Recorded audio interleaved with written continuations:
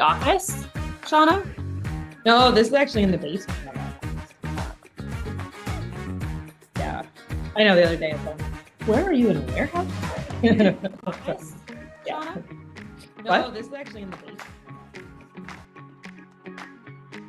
Beautiful. Hello, everyone. I know people are still filtering in. We'll get started here in just 1 second.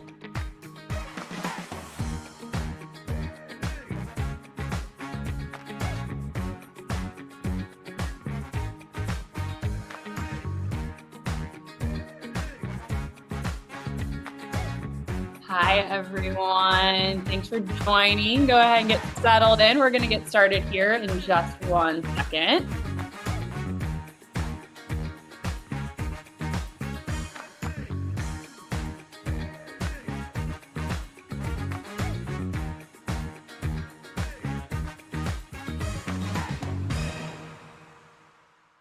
Perfect. I think that is kind of that perfect transition to kick off our conversation. So again, good morning, everyone. It is so lovely to be here with you in this space. And welcome to today's Mizzen Meets with Shawna Rosenzweig, who I'll let her introduce herself in a second. But just want to kick things off by saying welcome. We're so excited that you're here today to join us to talk about how we can center joy, safety, and authenticity in youth spaces. My name is Hailee Minke, pronouns she, her. I'm the Community Engagement and Experiences Manager at Mizzen. I'm based in Minneapolis. And Mizzen is a nonprofit whose purpose is to partner with the out-of-school time field to provide resources and experiences that spark curiosity, cultivate joy, and inspire a love of learning. My dear colleague and friend Richa just dropped our website in the chat, so I encourage you to click that link and check us out. You can find out more about our free platform, where we have over 1,800 free lesson plans for grades K through 12 across 10 different content areas. Activities that are really engaging, hands-on, and do a lot of the things that we're going to talk about today in terms of identity, authenticity, celebration, belonging, and all of those pieces. Please feel free to introduce yourself in the chat. Keep it going. Drop any questions that you have that pop up along the way, ideas, nuggets, anything that sticks out to you. This chat is for you. Mizzen Meets is designed to be a conversation for us practitioners in the field where we get to talk to people who have expertise and experience and share just community experiences so that we can all grow together. And with that, I would love to pass it over to Shawna to introduce yourself, tell us anything that you'd like about your background, and share a little bit about Campfire. Sure. Thanks, Hailee. Thanks for having me. Hi, I'm Shawna Rosenzweig. I use she, her pronouns. I'm the CEO at Campfire. I've been with the organization about 12 years and have been in this role for the past 6 months. And, I often say I grew up in the out-of-school time space and have really been fortunate to work at really all levels of the field. So I finished school thinking I wanted to be a teacher because I thought that's how you work with young people, and was very fortunate to quickly find out that my summer jobs during high school and my after school job through college could actually become a career. So I got to work both at day camps and overnight camps and after school programs, and was fortunate enough to kind of find my way to Campfire.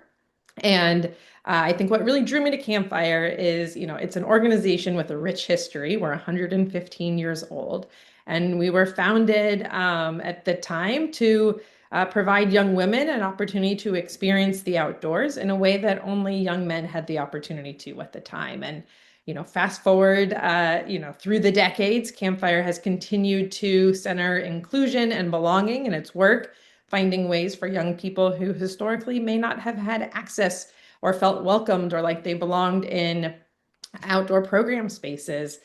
We've really continued to center our work and our intentional program design in that way so that young people, when they come to Campfire, they can feel connected to the outdoors, they can feel connected to their self and feel others as well. So yeah, excited to be here today.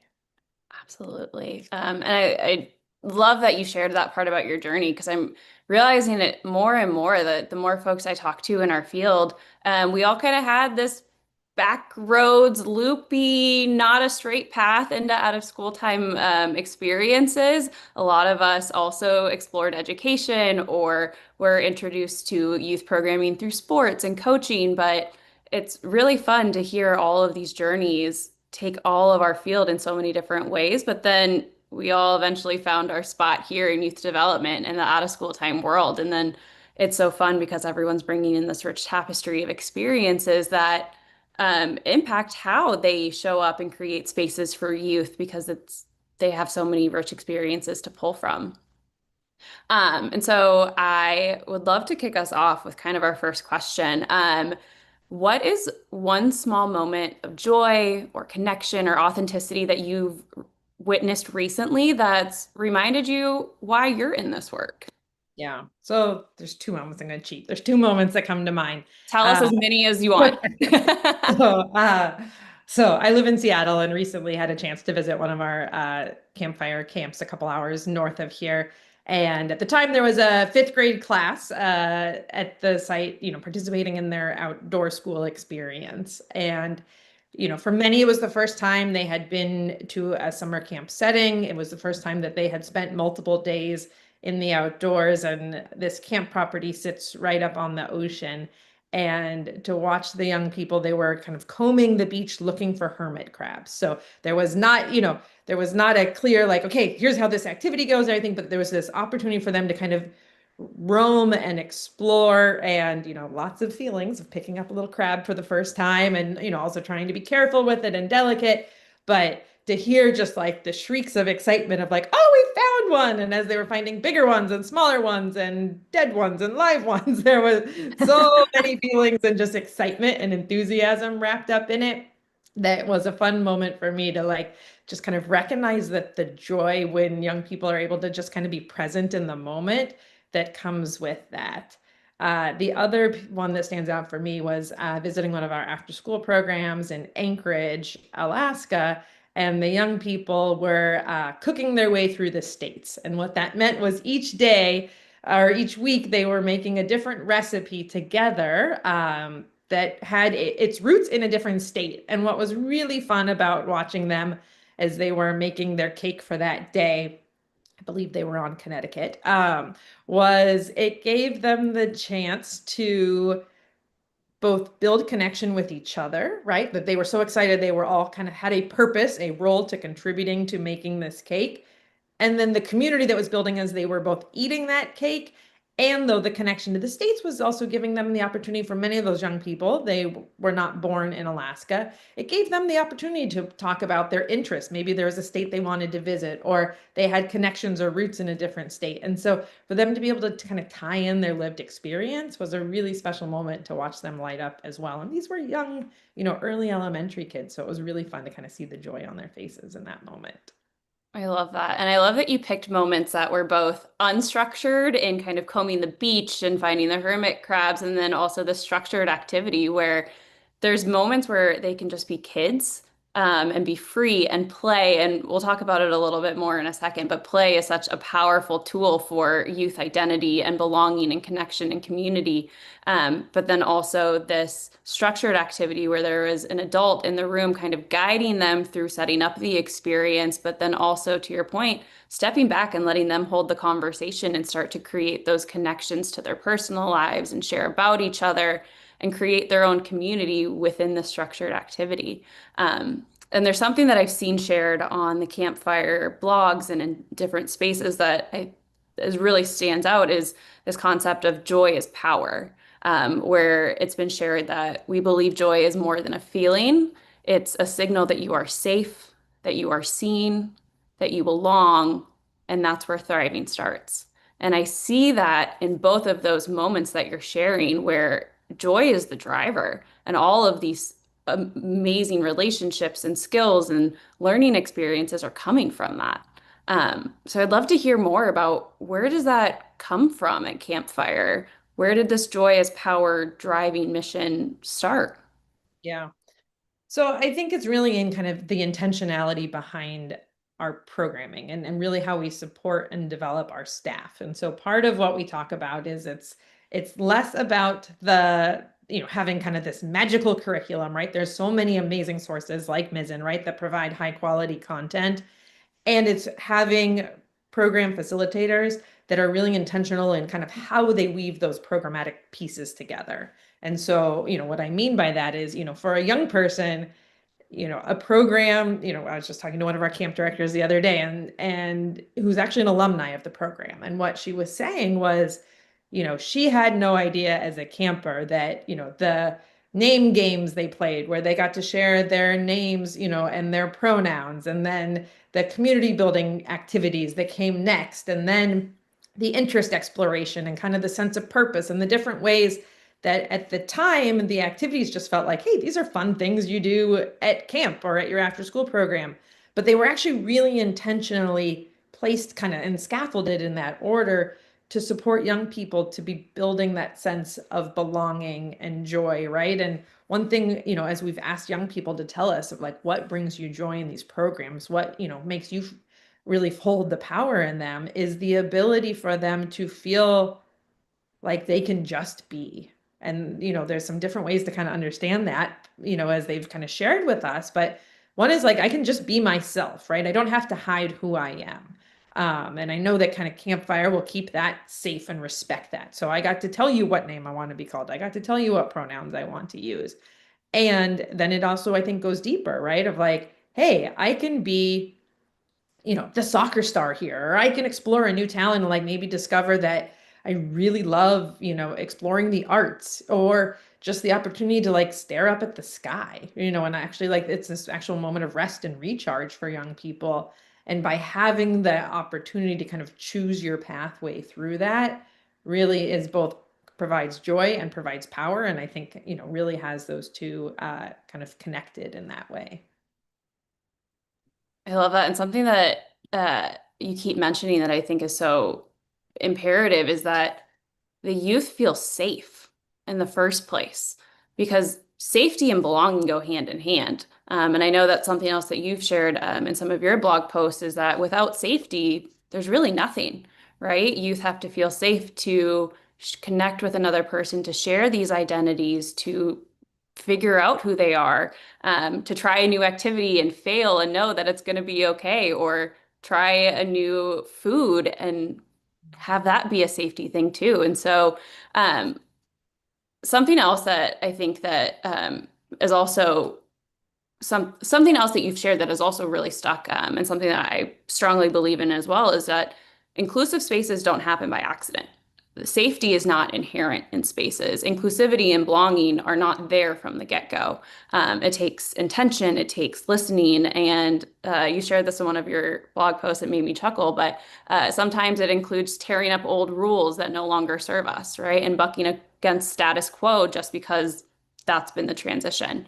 Um, so you've mentioned some strategies already, but would love to hear more about how can you intentionally create those spaces for young people to feel safe, to feel like they can authentically show up as themselves, whether it's through words, actions, visual cues, but how can educators or anyone working with youth signal that you're safe, you're welcome here, and not only that, you're celebrated here? Yeah. No, I love that question. And I think, it comes in a few different formats, right? So, when I think about, Campfire's journey in this area towards safety and belonging and inclusion, it's really started with young people, right? And with asking young people what they need and want to feel safe in our programs. And actually at that summer camp I was just mentioning with the crabs, one of the things that really struck me was, if you went into where the restrooms are and the shower houses, there's a sign up here, up on the wall that says, hey, you told us you wanted more privacy. Like you needed more privacy to feel safe. And that's why there's now, floor to ceiling changing areas that have, full coverage so that you can change in private. And there's multiple ones of those so that you don't feel like the lone person taking up that space. But just the sign on the wall that essentially said, hey, you asked and we heard you, and here's how we responded. And that was actually a sign that had been up for multiple years now, right? And so, because in my head, I knew when that had happened. And so I loved that again, like that remains up there. And, one of the things I think we often talk about is, you know, challenge by choice is such an important concept in out of school time programs, right? That young people really have the opportunity to choose what level of challenge they want to engage with a new activity, right? Whether it's trying a new food, maybe it's I'm just going to leave the crust on my sandwich this time. And in other cases, right, it may be, hey, I'm going to try a completely new food, or I'm going to learn what ingredients are in this food because I don't know what I like or what I'm allergic to, or, to have a way to kind of make some of those choices. And, I think that's a really important part of what makes out of school programs both safe and tells young people they belong, and, really kind of creates that magic for young people is there's a lot of challenges in their lives that are not by choice. And so the opportunity that they really can have the agency and the autonomy to kind of level up through that challenge in the programs, I think is so crucial. So, it's also in the little moments. I talk a lot about the in-between times, right? Where, in a kind of traditional school setting, the transitions between activities often are, kind of the line up and be quiet moments, where in an after school or a camp setting, right? We know those are rich opportunities for, reflection, community building, ways to kind of reset. So finding different ways to kind of use those little moments, right? Those in between times is crucial as well, for building that belonging. 100% completely agree. And that's something that I think Campfire has done so incredibly and has captured in some really strong case studies that Reach is going to drop the link to in the chat for everyone to explore. But I was reading about the case studies about the counselors in training and the cooking staff and also Ranger Brenda and their ability to really capitalize on these in-between moments, and where support staff who are not overlooked but often aren't necessarily thought of as frontline staff or youth developers really have this power to still connect in meaningful ways. Whether it was Ranger Brenda mentioning that as she's out working on facilities, she's talking about the native plants that are in the area, and having the youth help clean up the spaces and learning how to use saws and tools, and or the cooking staff who were talking about cutting off the crust of the bread for campers if that's what made them feel more at home, or being at the door, fist bumping them and saying hello every single time they come in. So I'd love to hear more about those little moments and in between transitions, and where are some like small, easy ways to start capitalizing on those moments? Because it can feel very overwhelming sometimes, right? When we're like, I don't know where to start, or there's a camper, or there's a student, or there's a youth in my program who's a little bit quiet, who's a little bit different from me. How do I pull them in a welcoming way in those in-between moments? Yeah.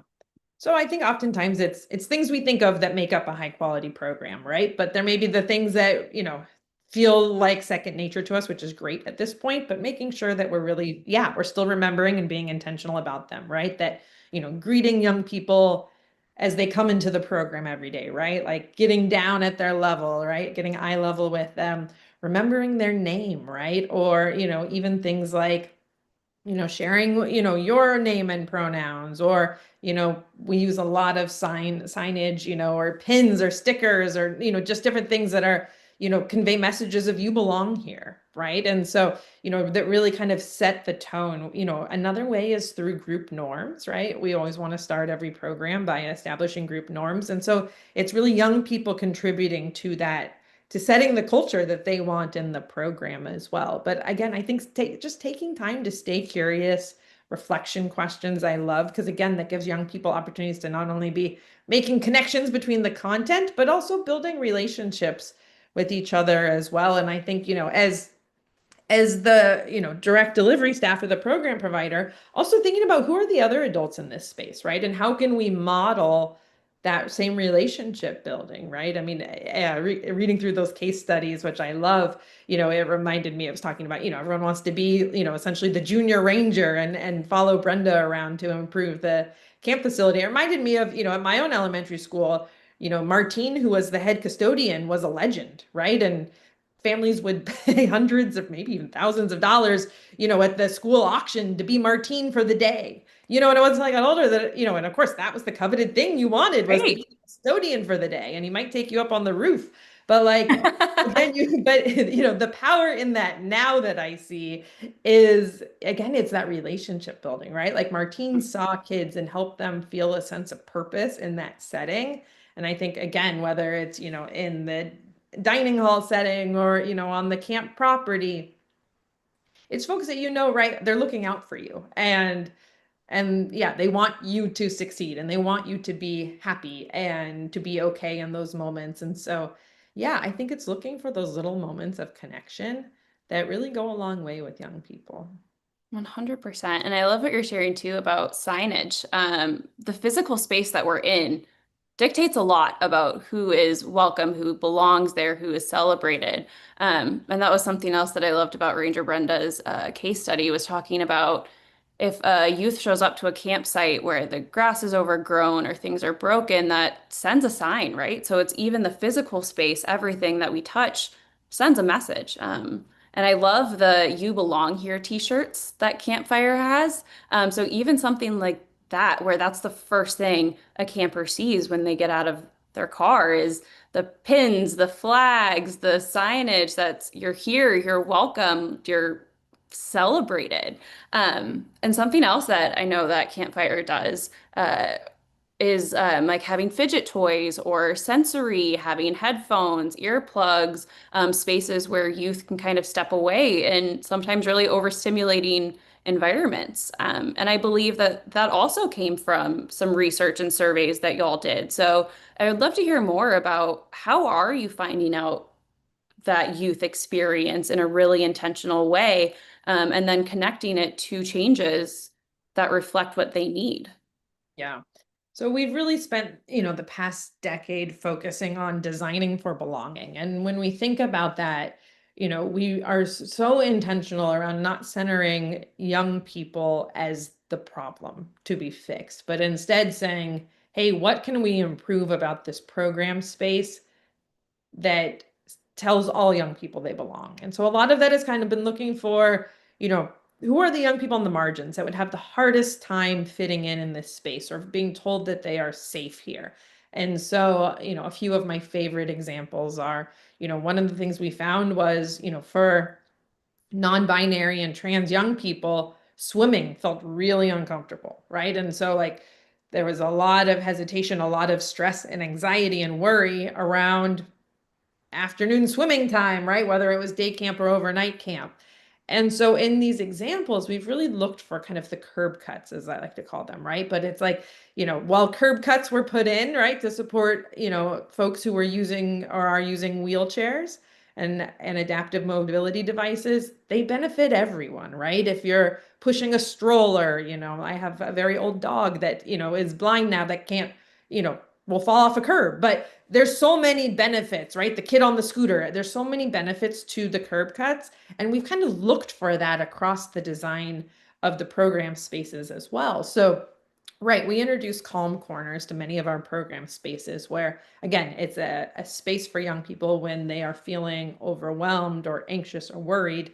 They have a space to kind of recalibrate their nervous system, right? There's fidget toys, there's other, there's pillows, there's, a number of things that are kind of designed to help them kind of re-regulate their system. And, again, those were originally designed based off of what we had heard from neurodynamic young people with ADHD, young people with autism in our programs. And what we very quickly found is they were benefiting everyone. And so, again, I skipped my swim policy story, but, so what we found with that, right, was essentially saying, hey, your swim policies are making me feel uncomfortable because they're so gendered, right? Of like, girls, it has to be one pieces, and boys, it needs to be, just shorts. And what we found was actually it was an opportunity to introduce rash guards, like swim shirts for all genders across the board. And what we found, the unintended benefit of that actually was that by the camp ordering them for everyone, right? And selecting the color that they come in, it actually reduced the risk of drowning because we could see kids so much better in the water. Mm. right? And so it actually made everyone safer. And so, there's tons of examples like that. The private changing spaces, again, initially put in for, to support our trans and gender expansive young people. But the young people that we actually get the most positive feedback around, that it helps them feel more safe and that they belong at camp, is our teenage boys, right? That are worried about being teased and mocked and made fun of. And so again, we've found so many of these kind of curb cut examples where saying, okay, hey, what would this experience be like for this young person? Really starting with them, right? And listening to them and then saying, okay, what's the change that we can make, right? Dining halls, cafeterias are incredibly noisy. So Mhm. saying, right, are there opportunities to either put in some soundproofing to help reduce the noise, or can we offer an alternative, quieter dining space? And again, young people that have the choice of where they feel most comfortable that day. And some young people, right, it varies day to day, but giving them kind of the choice and the autonomy and the power to kind of navigate through what they feel comfortable with. Beautiful. That is such a beautiful example, and something else that I think that you mentioned, that the camp provides the rash guards also takes away another stigma, right? Of because then you're also that's another expense that campers would have to take on for themselves. And when we talk about inclusion, we talk about it in all senses of the world, right? Where it's gender, but also socioeconomic, cultural background, race, religion, neurodivergence. Like there's so many identities that we all hold. And so being able to also provide that from the camping side takes off some of those pressures and anxieties that folks might be feeling coming into those spaces. And then I love this policy example where it's universal design theory, right? How do I create the space like a curb cut where it's going to benefit everybody? Because I'm even thinking about curb cuts, right? Like when I'm out rollerblading, I'm using those to get in between spaces where it wasn't intentionally designed for me as an able-bodied person, but I'm still getting a lot of use out of them. Um, and something else that you're touching on is this idea that inclusion can happen at an organizational level as well. There's a lot of strategies that we can use as educators or in those in between moments where we're one-on-one with a youth, but organizational policies and procedures can have a really big impact. So I'd love to hear more about what are some of like the organizational ways at Campfire that you've created inclusion and belonging at all levels. Yeah. Yeah, that's a great question. And yeah, really appreciate you naming that it's policies, it's practices, it's people, right? That there's opportunities to really center inclusion in all those different ways. I mean, when I think about at the organizational level, some of it has been intentionality around positions, right? Ensuring that we have a camper or youth support specialist on staff, whether it's its own, special role or it's incorporated into positions, but it's someone who really again is intentional around checking in with young people, ensuring that they're getting the support that they need. Another way, while we have policies and practices around how we measure program quality or how we measure youth outcomes, we've also started really measuring well-being, but from the perspective of young people, tell us what you need, right? And so just as we would do a health check as they come to program, right? Tell us what medications you need while you're here, et cetera. We also are asking young people like, hey, what are you worried about? What makes you feel nervous about your experience here? Do you feel like you have, an adult or a near peer that you feel safe enough to talk to, so that we can really support young people as they enter in that space and they feel heard and they're immediately building a sense of empathy. So it's looking for kind of some of the systems like that. Certainly, we have a statement of inclusion that drives all levels of policy across the organization and really kind of can serve as our North Star as well. And constantly revisiting that, right? That we are updating that, making sure that, again, we are um, supporting, right, all identities and lived experiences in that piece as well. And then I think the last piece is really also just around people and ensuring that our leaders and our people are showing up authentically as well,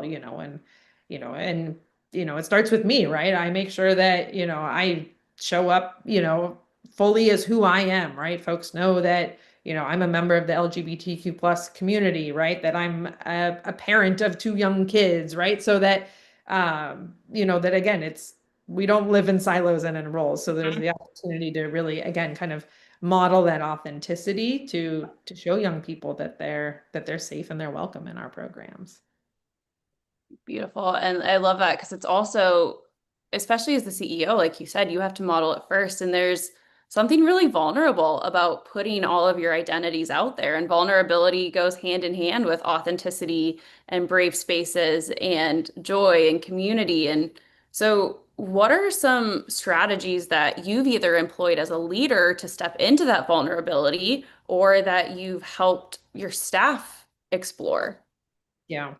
So one of the things that, I think of out of school time spaces as really amazing grounds for trying new things, right? And that's I think something that we encourage our staff to do as well, right? And that we're going to mess up along that, and so, as we're thinking about, performance plans or like yeah, your annual reviews, et cetera, thinking about like, okay, how are we embracing a challenge by choice concept? Like, what's a growth area? What's something you want to be able to learn this next year in your role to kind of continue to expand? And I mean, so many of kind of these research projects and case studies you've touched on have really come out of those areas, right? Of like, hey, what's an interest area among the team that we can really explore that we've heard from young people? Like, what are we curious about? And having the opportunity to really kind of explore and expand on that and try new things, right? I mean, even, I think about, sharing, articles on LinkedIn, like that felt new to me at one point, right? And that felt, that made me nervous and vulnerable and all the things, right? And but again, it's like so many of the skills and the experiences, it's now really something that brings me joy. And so, it's cultivating that same process, I think, in our professional experiences and in the workplace that we are so intentional about for young people and ensuring we're doing that for our staff as well. And I was muted as I said that. And thankfully Zoom gave me a heads up. But I was saying it's a full circle moment back to that power of joy, right? Where that really infiltrates all different moments. And when you're experiencing as a staff member, you are able to recreate that and showcase that and model that for your youth. I definitely, for everyone in the audience, would love as you continue to hear things that maybe spark ideas or things that you're doing in your programs or that you've experienced that have also led to moments of connection and joy and belonging and authenticity. Please share them in the chat. And as you have questions or just comments for Shawna and I, please put them in the chat too. We're definitely monitoring that. And we'll have time for questions at the end. But if anything pops up, want to make sure that your voice is included in this conversation as well. Shauna, something else that you've mentioned and we keep coming back to, which is so important, is that staff component, right? Everything we do for our youth, we have to make sure that we're doing it for our staff. And you've touched on some ways that Campfire supports them and celebrates how your staff identify in their lived experience. But there's also this component of training, right? When we talk about inclusive spaces being intentional, we have to be really intentional about how we are supporting our staff who are in that space, whether they're entering for the first time or they've been a youth practitioner for 20 years, as our culture continues to shift and language shifts and expectations and norms shift. So, how does Campfire approach that piece or the staff training component to then create these spaces for youth? Yeah, no, great question. So I think when it comes to staff training and professional development, right, there's a number of pieces kind of at play at any given moment, right? And one of them is we really focus on ways of working with young people, right? So we are going to spend less time, certainly nationally, we're going to spend less time on a specific kind of curriculum or program content and really focusing on different ways of working with young people and supporting them. And then again, the programmatic piece gets woven in at the local level. So that's one way, right? You're immediately thinking about, okay, what are the positive experiences I want a young person to have in this program? How can I intentionally, facilitate an experience that is creating those with this program? And seeing that again as part of our program framework aligned to, hey, here's the outcomes. Here's the experiences that I should be seeing in the program. And here's the outcomes young people should be telling me. And so, we see everything from our, outcome surveys to pulse checks, to end of session reflections is giving us that feedback, right? Young people telling us, hey, am I gaining these skills, these knowledge, this mindsets, or am I, yeah, having these experiences in the program And if not, right, that gives us time to kind of course correct in the moment. Another kind of newer way that we've really been supporting our staff, especially our younger staff, thinking kind of those where we are their first stop in their professional career, and certainly know we won't be their last, is asking them directly what we need to hear, or what they need to feel support in our environment. And so we've been using the Hello Insight Young Staff tool as a way to learn from our young staff. Again, are they getting, one thing we've learned is they want more mentorship, right? So are we setting up mentorship systems and putting those in place so that they are, again, really feeling supported as they're entering the workforce? And again, for many are still in their own late stages of adolescent development and brain development themselves. And so how are we supporting their growth personally and professionally within the program? That's incredible. And again, I love that multi-tiered approach, right? Where we're pouring into our staff at the same time that we're pouring into our youth and seeing our staff as whole human beings who are experiencing life for the first time and are growing their careers at the same time that we're helping youth explore their identities and their adolescent experience. You really can't separate those. And so I'm hearing a lot of similarities between how you approach staff development with how you're creating spaces for youth. And it just feels very seamless. And again, it just goes back to that intentionality. And so I know Jen had a question. She is interested in hearing more about what program staff have been asking about in order to and how to create a sense of belonging in their workspaces. And Jen, if I mispronounce that question, feel free to come off mute and share it if you want to ask it in any sort of different way. Yeah, I think the only thing I wanted to add was kind of particularly in kind of this current world context, also kind of following like this growing need for people to feel this sense of connection just as humans, regardless of what spaces. So like kind of the more kind of recent things or trends that noticing and how you're responding. Yeah, no, it's a great question. So, I think just as, was talking to one of our executives the other day in Iowa, and he was saying, that, while we kind of think of COVID and its impact as being kind of over and behind us, we're still seeing so many of the needs, right, in our young people and our young staff, especially for our young staff, recognizing a lot of them were high schoolers during COVID, right? There was a key kind of window of connection, and especially in-person connection lost for them during that window. And so I'd say one of the things we hear a lot is, yeah, ways to support their well-being. So whether that is giving them the flexibility, especially for like our overnight camp staff where they are, living on property and, with us 24/7 and on 24/7, giving them space where is there opportunities to participate in telehealth, right? Can they still take a break, go to, counseling, et cetera? Do they have supports that way? um, you know, are we giving them the opportunity, to rest and recharge as well, right? Building in intentional breaks, calm corners, having those in staff lounges as well, right? That's incredibly helpful. I'd say more and more we're hearing kind of more of a holistic approach to wanting professional development around kind of adulting, right? Like, help me also think about how do I take this experience I'm having at Campfire and how do I put that on a resume? Like, Mhm. how do I articulate in an interview what skills I've gained or what this experience has meant to me? I mentioned the piece around mentorship, right? Like, it's not enough to have a supervisor, but I really would love someone who is mentoring me and kind of I'm building that relationship with in an ongoing fashion along the way. So, in some ways, again, I think it's pieces where it's not new, but it's just heightened, right? And really having opportunities to focus that. And again, I think it's also in how we communicate, like in our hiring materials, where we're hiring, the different ways that folks also are welcome, right? I had a staff member, a seasonal staff member, so it was a camp counselor, say that they were searching for camps where they could show up fully as an LGBTQ plus person. And they actually they traveled all the way across the country because they found that this camp would be a safe place to work on a Reddit board is where they actually saw it. And so again, just these different ways that like, how can we signal, hey, you can show up fully, you can use your preferred pronouns here. And we'll see you and support you kind of fully as who you are. So I think that's it. It's kind of this more holistic approach to supporting, again, kind of both personal and professional development at the same time.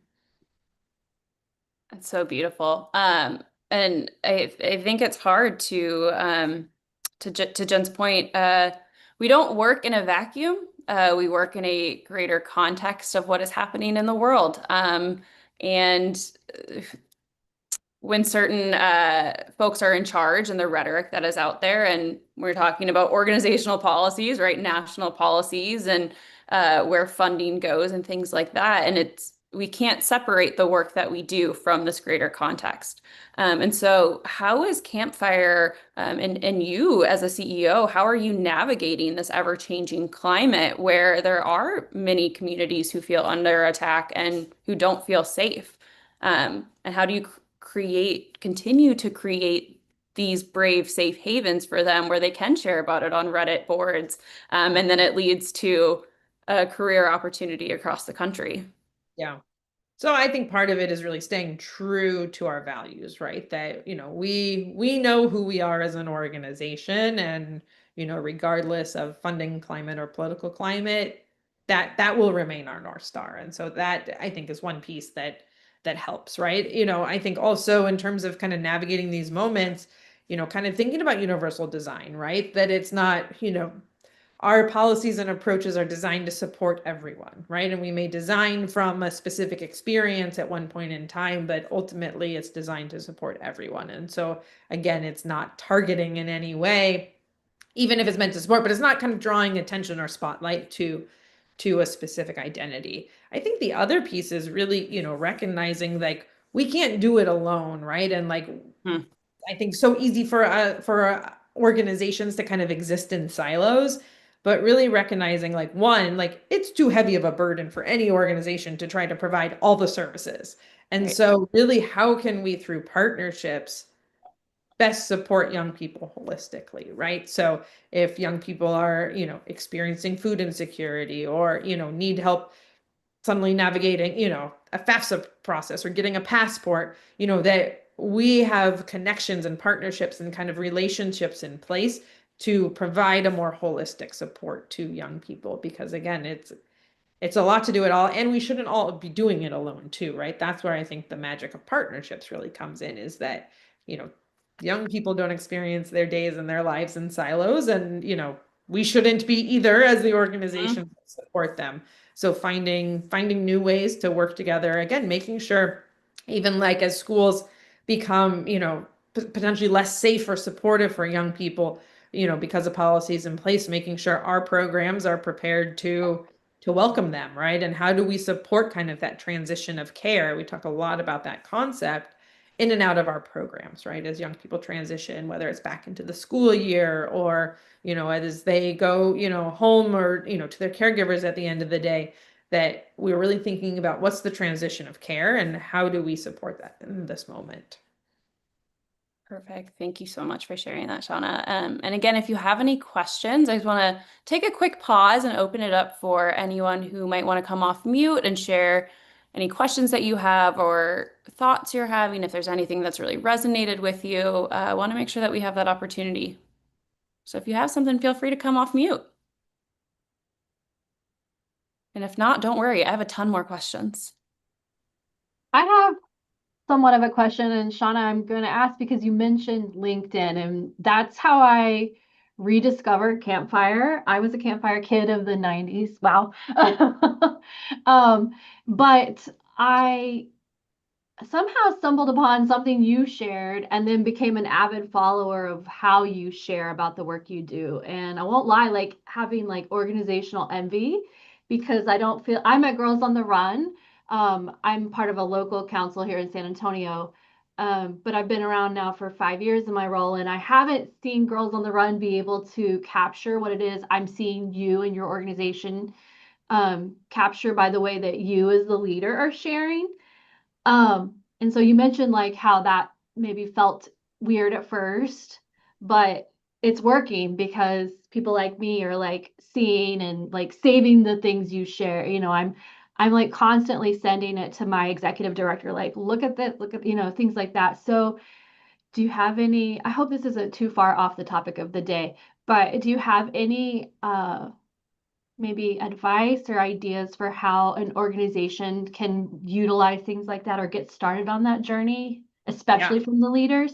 Yeah, no, great question. And yeah, definitely something we have been very intentional and put a lot of time and effort towards. And yes, I have some colleagues who will be very happy to hear your feedback. So thank you. Yeah, I think for, when I think about our process at Campfire, how we share what we do, how I reflect on what we do, we, kind of letting you kind of see under the hood here is, we do a few things, right? We look at what's timely in the world, right, for young people. Like, what are key issues that young people are facing in the moment, right? So we always lead with growing up is hard. So, what are some of the things that are making it hard to grow up right now? And then where can we comment on that, right? And so where can we highlight, ways that our programs are addressing some of those challenges or helping just make life a little easier for young people?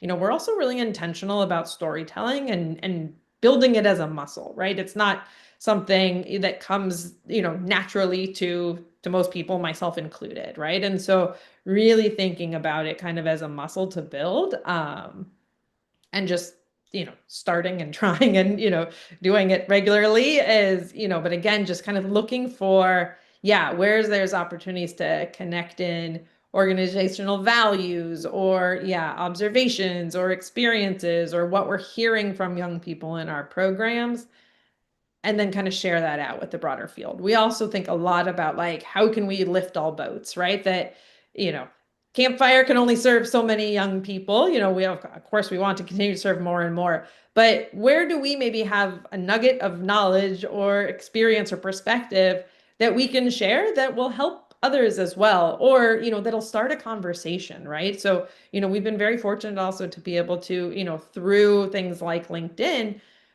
those have created opportunities for partnerships as well, right? And opportunities to say, hey, where can we learn from other organizations or from other leaders as well? I mean, as an executive, again, thinking back to what our young staff ask for our programs around mentorships, et cetera, like that's also crucial to me in these roles, right? And so, having other executives that I can call on at peer organizations that, to answer questions, give advice, et cetera. And so, I think really, again, kind of finding the core values around authenticity and inclusion, and then thinking about how we can kind of drive all of those through both our relationships and through our storytelling as well. Other questions, thoughts? Thank you for that one. That was a great one.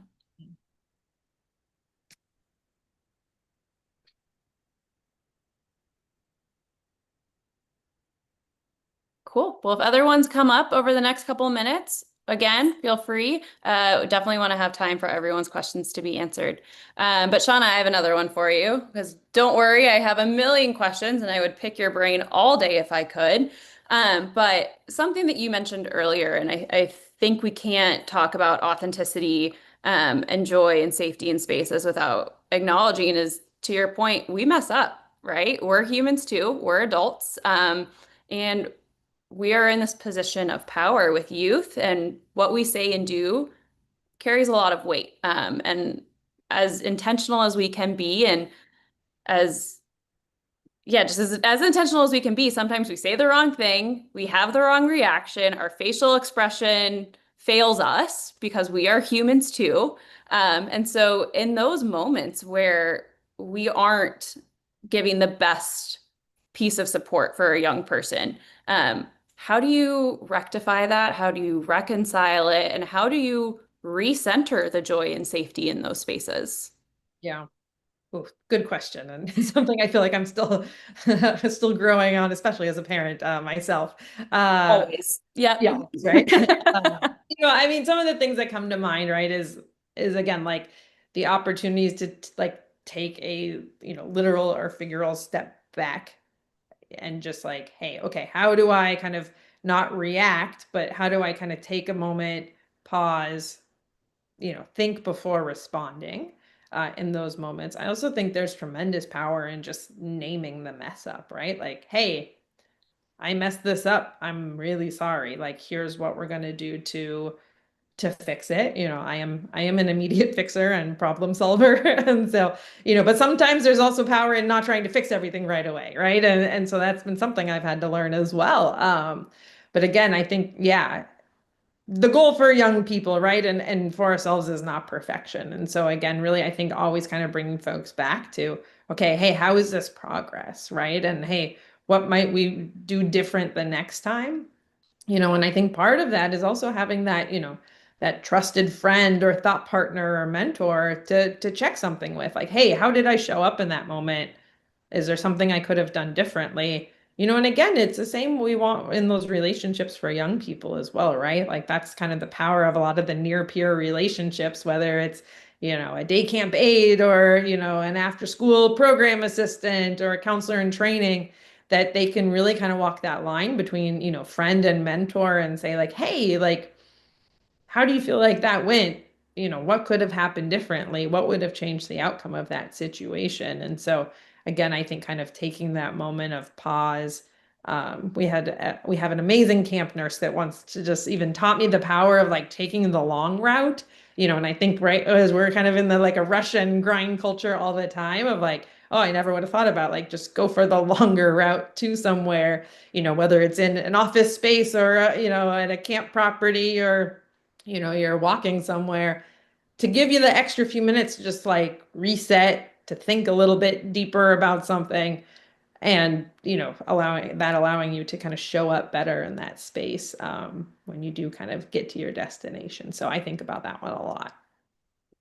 Beautiful. And going back to, again, even organizational policies and shifts, right? And accountability for that same piece. I know that Campfire has been doing a lot of work with repairing cultural appropriation and working very closely with another organization. Can you speak about that and kind of that genesis, and what has that process been like from an organizational level to take some accountability and changes?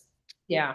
Yeah. I mean, again, I think it goes back to a lot of our values of, hey, if we are going to own this process and own that we have, done harm, caused harm to, indigenous communities as a result of cultural appropriation, how can we authentically show up and begin to repair that harm that we've caused? And so, yeah, it's been a journey. We've again, very similar process though, right? We started with a lot of listening. And again, it was really something that young people in our programs raised. One of the ways they did so was it actually was a group of non-native young people during a program specifically for LGBTQ plus young people who said, hey, I don't feel like I can be myself here if these cabin names like are made to sound Indian. Like it feels like this is kind of playing Indian. What do we like? This isn't working for us, and again, I so appreciate those young people kind of naming that and really, again, the organization centering young people's voices and experiences, and also recognizing, we have, lots of Native alumni that felt like, hey, I could actually show up with my culture in this program in a way that I couldn't a lot of places. So really looking for both where there have been missteps, but also where there are bright spots to continue to grow those as well. And it's been really kind of, yeah, a continuous improvement cycle in a lot of ways, right? Just as we would approach program quality and improvement that way is the same way we have approached addressing cultural appropriation. It's a group of young people that redesigned our reward and recognition items, right? And it was a lot of it even came from places like, hey, like if it's just a symbol, how will I know I earned this for, 5 or 10 years down the road? Like, I really want to know, I want a clear reminder of what the skill or accomplishment was. And, I want to be able to have it as a sticker or have it, here or there. So really having young people work with a professional designer to redesign that. We've seen some amazing partnerships emerge in this area. One of my favorite examples, Campfire Alaska has Alaska Native youth participating in as leaders in training in their programs, right? And they're taking the skills, talk about like, kind of the desire around workforce development and, help me articulate these skills, then being able to take them back kind of as workforce ready skills to support their own local communities after their LIT program, or in Portland, Oregon, partnering with the Intertribal Council to run salmon camp, right? So this is the ancestral land of many of the local tribes. And so, they've built a really wonderful partnership with our local campfire there, both to preserve the land, but to preserve a lot of the traditional ecological knowledge as well. So it's an ongoing journey, and we're really excited to keep repairing the harm that's been caused. But I think, even more so, really transition into how can we be continuing to kind of best offer culturally responsive programs, again, really in partnership with Native-run organizations and tribes.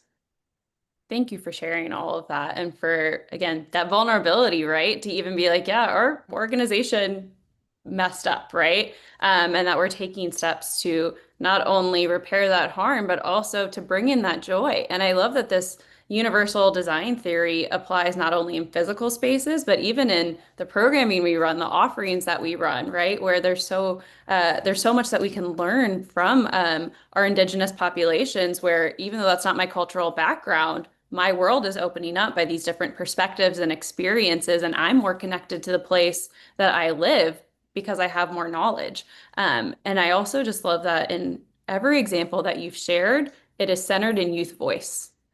And I think that is something incredibly special about the work happening at Campfire, is that there's so much intention about including youth voice through surveys, through those magical moments, through those transition times, and then actually putting that into practice. And then also explicitly calling it out, going back to your earlier example of the changing room being like, this is what you said you needed, and this is how we're rectifying it. Right. So even taking that one more step to really show explicitly to our youth, we care about you, we hear you, and we're going to act on it to create those spaces, which goes into that safety and authenticity. So I just really want to commend the work that Campfire is doing. I think that's so beautiful, and definitely a model we can all strive to incorporate. I have one last question for you. We have a couple minutes left, but going back to that power of joy, I know that Absolutely Incredible Kid Day is another huge piece of Campfire, and would just love for you to share more about that. How did it start? How can we participate? And how can we just include components of Absolutely Incredible Kid Day every day? Yeah, no, I love it. So, Absolutely Incredible Kid Day takes place the third Thursday of every March, and it is focused on one thing and one thing only, which is telling young people how incredible they are. And so, whether it's saying it to a young person, it's writing them a letter, it's weaving it into your program that day. It is a holiday, a national holiday that we all celebrate, not just exclusive to Campfire.